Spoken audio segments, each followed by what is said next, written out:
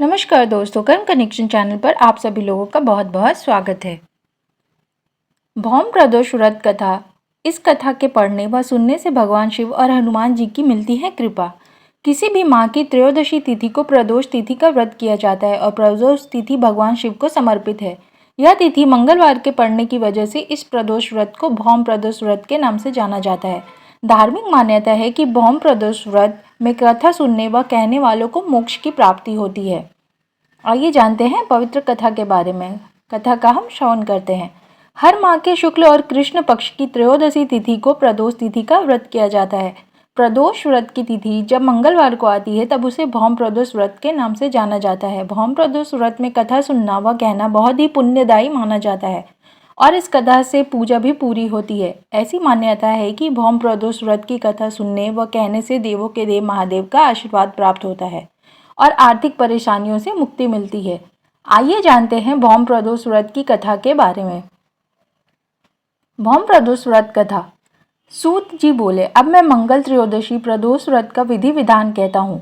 मंगलवार का दिन व्याधियों का नाशक है। इस व्रत में एक समय व्रती को गेहूं और गुड़ का भोजन करना चाहिए। इस व्रत के करने से मनुष्य सभी पापों व रोगों से मुक्त हो जाता है। इसमें किसी भी प्रकार का संशय नहीं है। अब मैं आपको उस बुढ़िया की कथा सुनाता हूँ जिसने यह व्रत किया वह मोक्ष को प्राप्त हुई। अत्यंत प्राचीन काल की घटना है। एक नगर में एक बुढ़िया रहती थी।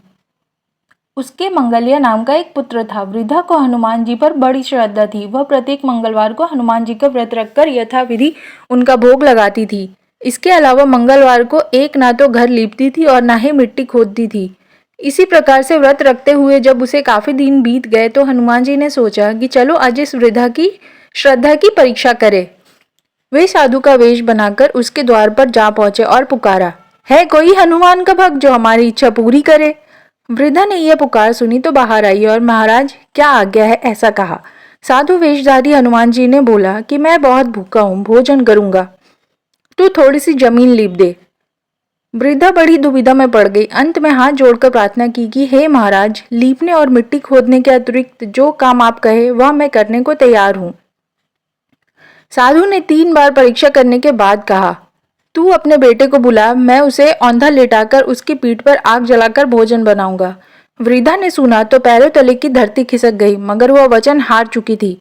उसने मंगलिया को पुकारकर साधु महाराज के हवाले कर दिया, मगर साधु ऐसे ही मानने वाले ना थे। उन्होंने वृद्धा के हाथों से ही मंगलिया को औंधा लेटाकर उसकी पीठ पर आग जलवाई। आग जलाकर दुखी मन से वृद्धा अपने घर के अंदर जा घुसी। साधु जब भोजन को बुलाकर कहा कि वह मंगलिया को पुकारे ताकि वह भी आकर भोग लगा ले। वृद्धा में आंसू भरकर कहने लगी कि अब उसका नाम लेकर मेरे हृदय को और ना दुखाओ। लेकिन साधु महाराज ना वृद्धा को भोजन के लिए मंगलिया को पुकारना ही पड़ा।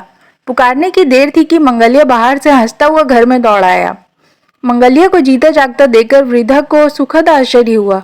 वह साधु महाराज के चरणों में गिर पड़ी। साधु महाराज ने उसे अपने असली रूप में दर्शन दिए। हनुमान जी को अपने आंगन में देखकर वृद्धा को लगा कि जीवन सफल हो गया। आशा करती हूँ दोस्तों दी गई जानकारी आप लोगों को पसंद आई होगी। आपसे अनुरोध है कर्म कनेक्शन चैनल को ज़्यादा से ज़्यादा लाइक करें, शेयर करें और सब्सक्राइब करना ना भूलें। धन्यवाद।